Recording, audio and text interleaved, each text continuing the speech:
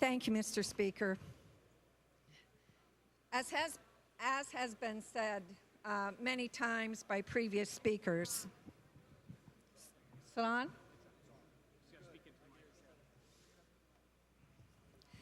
This state passed legislation, the Abortion Control Act, which does allow for abortion for rape, incest, and life of the mother. Nothing in this bill changes that. This law was passed over 25 years ago and was upheld by our Supreme Court. Some taxpayers may agree with your right to terminate a pregnancy under Roe versus Wade. However, they do not want their money to pay for it in any way. And those who are pro-life definitely do not want their hard-earned tax dollars to pay for abortion. In light of the horrors in Philadelphia, and we talked about, previous speakers talked about women who died because they couldn't have an abortion, right here in our own state, we had a woman die in an abortion clinic. In an abortion clinic.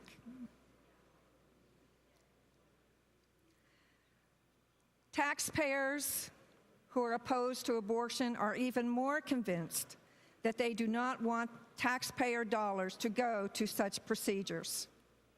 I am thankful to see the fiscal note that says 0 for abortions, and so are many of my constituents and the pro-life constituents across the state of Pennsylvania.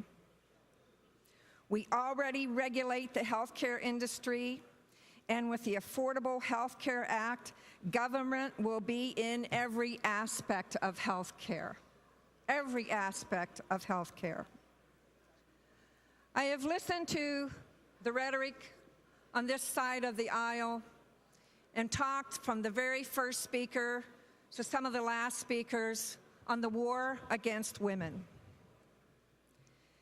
Mr. Speaker, in a real war, there are usually casualties. Someone dies.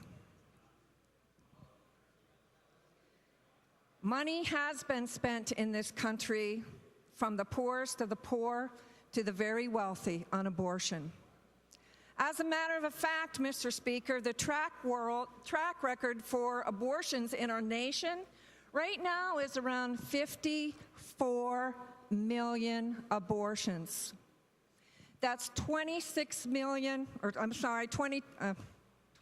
million little baby boys and that many little baby girls. To me, that's the real war on women. 37,000 in the state of Pennsylvania.